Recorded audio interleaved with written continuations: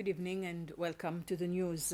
Vice President Sebastien Pile has revealed that 5,027 applicants have opened accounts with the Housing Finance Company and are awaiting housing assistance. Speaking in the National Assembly this morning, he said that 2,604 applicants are on the affordable housing list. 798 are waiting for mid-range condos, while 126 are on the condominium list. Another 609 applicants are in the process of securing housing loans. He also noted that 3,528 applicants are up to date with their home savings scheme contributions, which is a key requirement to qualify for housing. Meanwhile, Vice President Pile addressed land development plans in Grand Anse Maé, announcing that 15 plots of land will be included in Phase 4 of the Barbaron housing project. However, he says one of the ministry's biggest challenges remains the installation of infrastructure on newly identified land for housing projects. The Greece ambassador to Seychelles, George Siachas, presented his accreditation documents to the President of the Republic, Dr. Patrick Emini, at State House this morning.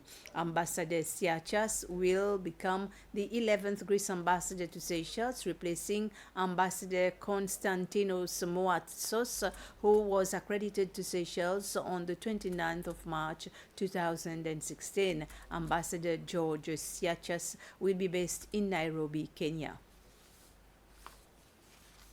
We discussed our bilateral relations and what's going on in the world right now. Our two countries have many things in common, not only the sun and sea, but also tourism and our concern for environmental issues, as well as maritime security. Greece, for example, is a maritime power in commercial maritime fleets, and therefore for us, maritime security is of prime concern.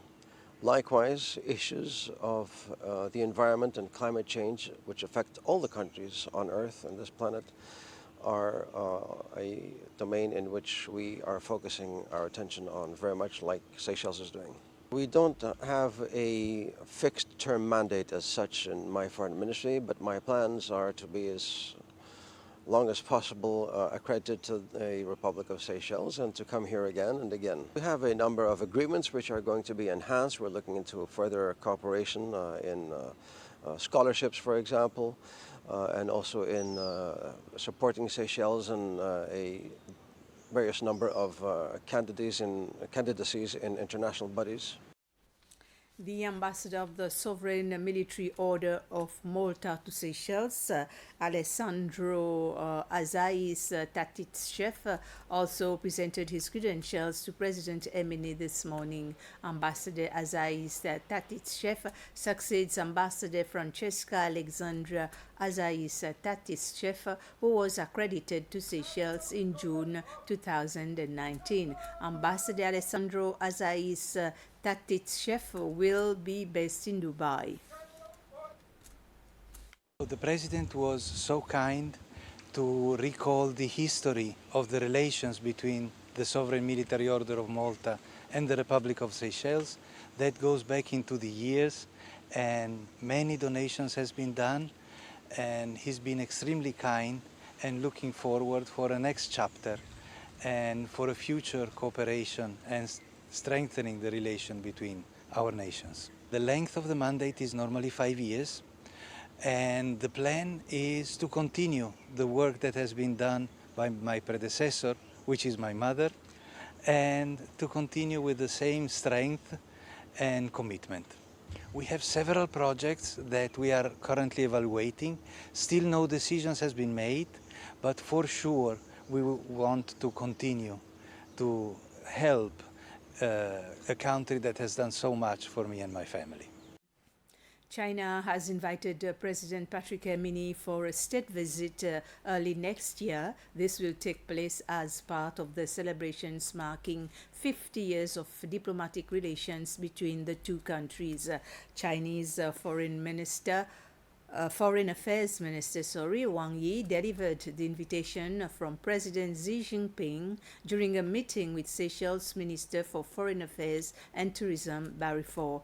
The discussions focused on ways to strengthen bilateral cooperation and preparations for the President's visit in 2027. Separately, Minister Faure also met with the chairman of the China International Development Cooperation Agency.